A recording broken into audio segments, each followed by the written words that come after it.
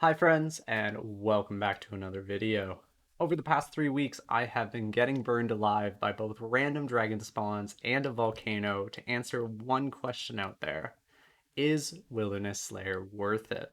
To this date, we don't know anything about drop rates, so I've decided I would do my best to get 100 tasks completed in the 50 hours so we can open 100 chests and potentially speculate a little bit on what potential drop rates might be, as well as what the average loot per chest might be. When I first started doing this grind, I was doing every task without skipping. I would choose the better of the two and carry on. And you can see on this chart why I have some tasks that I only did one of two of in the first week, and then I determined I wouldn't do that again based on the amount of time I invested into them for a single task. As I moved forward in the weeks after the patch update that allowed AoE damage in singles, I started to develop a core group of tasks which allowed me to create this do or don't list. A lot of these tasks can be great for speed or XP, with the highest rate I was able to achieve about 400k per hour on some tasks, while others could be completed in 5 to 10 minutes. I am just going to take a quick moment to say that if you are planning on ever going for the Wyvern crossbow or any of the uniques from Living Wyverns, that the Wilderness is in fact the easiest way to kill them. There are actually a few spots along the southern section that are outside the cold mechanic zone, resulting in the player taking about 20% less damage, no poison damage, and not getting stunned from the cold, being able to freely kill them. Now, on the other side, some of these tasks are just not worth your time. A great example of this, the recently added Ash Lords take about a minute to kill, are given in sizes of around 65, and give absolutely no drops except the ashes a greater demon would drop. Nice going, Jagex. Speaking of skipping tasks, let's talk about both Reaper and Slayer point gains. For those of you who didn't read anything about this update, the new Wilderness Slayer system gives you 1 Reaper point for every task you complete. The catch here is that you have to do the task Mandrith assigns you first, or you'll lose out on the point for the task. Now, while this does work with Slayer VIP tickets, block and prefer lists do not work with Mandrith, which means you're at the mercy of his task list, and about 80% of the time, the first task is just not worth doing. During this entire experiment, I earned about 1 point per 2 hours of slaying. Compare this to a Reaper task where you can get between 10 and 30 points per hour. I'll let you make your assessment on that one. Now, on a brighter note, skipping for good tasks is actually net positive Slayer points. In the 100 tasks, I grossed about 3,800 points, skipped 76 tasks, costing me about 2,300 points. With netting about 1,500, I was finally able to attach that Bone Crusher and Imp to my belt. Thank goodness for that. Moving on to XP, I think I did pretty well for myself here. Just under a full 99 in both Slayer and Magic XP, Constitution following closely behind, with Invention and Range not too far behind that. And finally, melee combats for all those abyssal creatures, not giving a ton of XP, but very worth doing.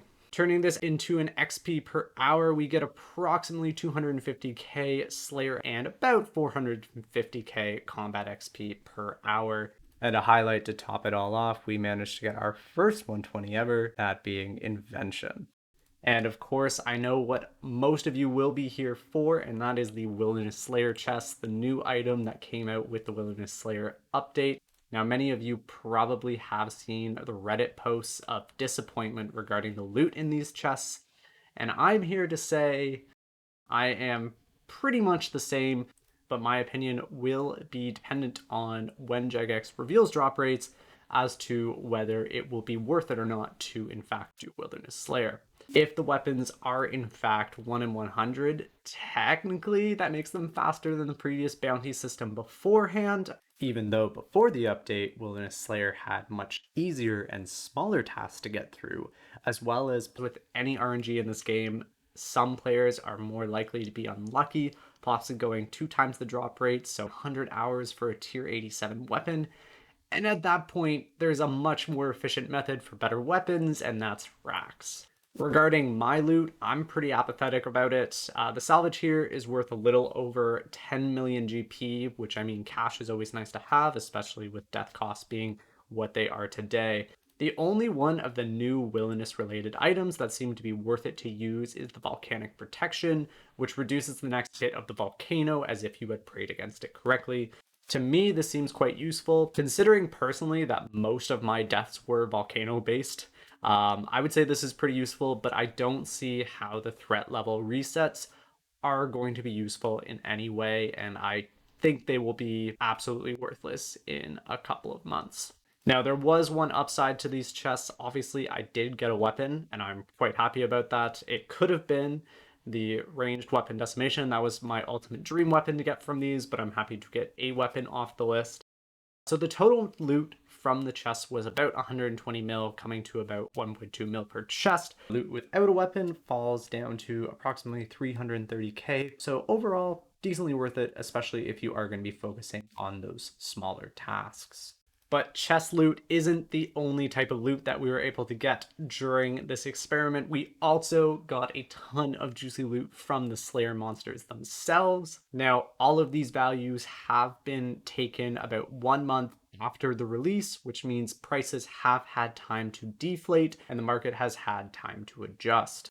I'm sure if I did this in my first week and I rushed it out of the gates, my gains would be so much larger, but in total, we earned about 314 mil across the 100 tasks, netting about 300k GP per task.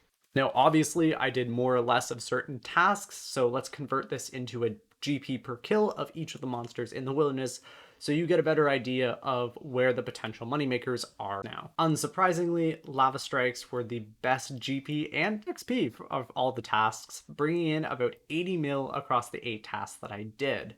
Throwing this all together between the chests and the monster loot, we're looking at about 600k GP earned per task done in the wilderness, or about 1.5 mil in the long term if you get a weapon. Now, I know I've been throwing numbers around, so I'm just going to give you a quick overview of everything that we just covered regarding the update of Wilderness Slayer and whether it's worth it for you to do or not. The XP is decent. There are better methods in the game for both combat and Slayer XP, but for what it is quite enjoyable, and there are some pretty unique stuff out in the wilderness in terms of GP and maybe collection logs. For chest loot, the average loot ranged between 330k without getting a weapon and 1.2 mil in the long term if you do get a weapon. And the average task gave about 6 mil per hour, so we're looking between 6 and 7 mil GP per hour doing Wilderness Slayer. As to why you should or shouldn't do this update if you want to have a unique Slayer experience or to complete collection logs. I highly suspect that a player would be able to get 120 by the time that they attempt to complete the Lava Strike Room collection logs, so that's definitely something to think about. So the new Wilderness Slayer would definitely make that a lot more enjoyable to go for Wilderness Collection Log in comparison to the old system.